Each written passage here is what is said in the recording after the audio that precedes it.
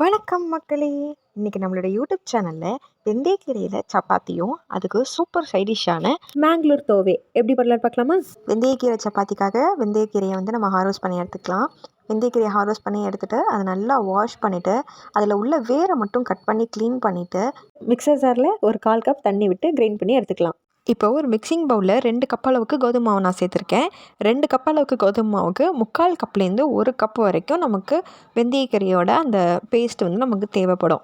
ஒரு கப்பை விட அதிகமாக போனால் அந்த வெந்தயக்கீரையோட ஃப்ளேவர் ரொம்ப அதிகமாக இருக்கும். அது சாப்பிட்றதுக்கு ரொம்ப கஷ்டமாக இருக்கும்.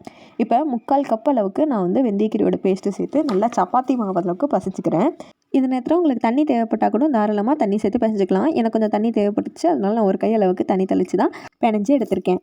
இது நல்லா சாஃப்டாக பிணைஞ்சு எடுத்ததுக்கப்புறம் கீயோ இல்லை ஆயிலோ மேலே ட்ரை ஆகாமல் இருக்க அப்ளை பண்ணிவிட்டு ஒரு கிளாத் போட்டு மூடி ஒரு 5 to 10 minutes ஊற விட்டுக்கோங்க. அப்போ தான் சப்பாத்தி நல்லா சாஃப்டாக வரும். அதுக்குள்ளே இதுக்கு சூப்பரான சைட் டிஷ் மேங்களூர் தோவை எப்படி பண்ணலான்னு பார்க்கலாம். ஒரு குக்கரில் 1/2 கப் அளவுக்கு பைத்தம் பருப்பை நல்லா வாஷ் பண்ணி எடுத்திருக்கேன். அது கூட ஒரு பழுத்த தக்காளி, காரத்துக்கு ஏற்ற மாதிரி பச்சை மிளகாய் சேர்த்துக்கோங்க. நான் 3 பச்சை மிளகாய் சேர்த்துருக்கேன். இது கூடயே ஒரு துண்டு இஞ்சி நல்லா நசுக்கி சேர்த்துக்கோங்க.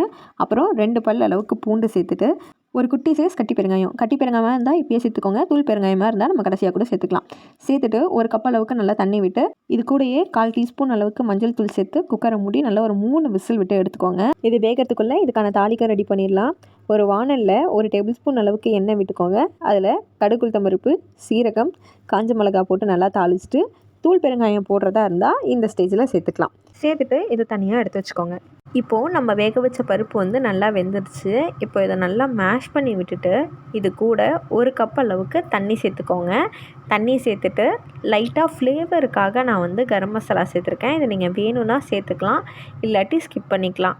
எனக்கு இந்த ஃப்ளேவர் பிடிக்கும் அப்படின்றதுக்காக நான் சேர்த்துருக்கேன். உங்களுக்கும் பிடிக்கும்னா சேர்த்துக்கோங்க, இல்லாட்டி ஸ்கிப் பண்ணிக்கோங்க. இதுக்கப்புறம் நம்ம தாளித்து வச்சதை எடுத்து போட்டு நல்லா மிக்ஸ் பண்ணிவிட்டு, தேவையான உப்பும் போட்டு மிக்ஸ் பண்ணிவிட்டு இறக்குனா சூப்பரான மேங்களூர் தோவை ரெடி. இது சப்பாத்திக்கு மட்டும் இல்லை, இட்லி, தோசை, பூரிக்குமே நல்லா சூப்பரான ஒரு காம்பினேஷனாக இருக்கும். இப்போது சப்பாத்தி போட்டுடலாம். நம்ம பிணைஞ்சி வச்சுருக்க மாவு பாருங்கள், செம்ம சாஃப்டாக இருக்குது. எப்போதும் போல் சப்பாத்திக்கு திரட்டுற மாதிரி மாவை எடுத்து திரட்டிக்கலாம். நீங்கள் லேயர் சப்பாத்தி பண்ணணுன்னாலும் பண்ணிக்கலாம், அப்படி இல்லாட்டி ட்ரையாங்கிள் சப்பாத்தி பண்ணணுன்னாலும் பண்ணிக்கலாம். நான் நார்மலாக எப்போதும் போல் தான் சப்பாத்தி மாவு திரட்டுறேன். இப்போ திரட்டிட்டேன். தோசைக்கல்லில் போட்டு 1 சைட் குக் ஆனதுக்கு அப்புறமா திருப்பி போட்டுட்டு கீயோ இல்லை எண்ணெயோ அப்ளை பண்ணிக்கோங்க. நீங்கள் பட்டர் அப்ளை பண்ணாலும் சூப்பராக தான் இருக்கும். நான் ஆயில் தான் அப்ளை பண்ணியிருக்கேன். 2 பக்கமும் ஒரு 30 செகண்ட்ஸாவது குக் பண்ணிவிடுங்க. ஏன்னா வெந்தயக்கீரையே நம்ம வேக வைக்கலாம் இல்லை, அப்படியே தான் கிரைண்ட் பண்ணி சேர்த்துருக்கோம். கொஞ்சம் அதோட ரா ஃப்ளேவர் போகிறதுக்கு ஈஸியாக இருக்கும். இப்போ நமக்கு சப்பாத்தி ரெடி ஆகிடுச்சு. இதை மேங்களூர் தோவையோட சர்வ் பண்ணி சாப்பிட்டா செம்ம சூப்பராக இருக்கும். மறக்காமல் எப்படி இருக்குன்னு செஞ்சு பார்த்துட்டு நம்ம சேனலை கமெண்ட் பண்ணுங்கள். அப்படியே இந்த வீடியோவை உங்கள் ஃப்ரெண்ட்ஸ் அண்ட் ஃபேமிலிக்கும் ஷேர் பண்ணி நம்ம சேனலை சப்ஸ்கிரைப் பண்ணி சப்போர்ட் பண்ணுங்கள்.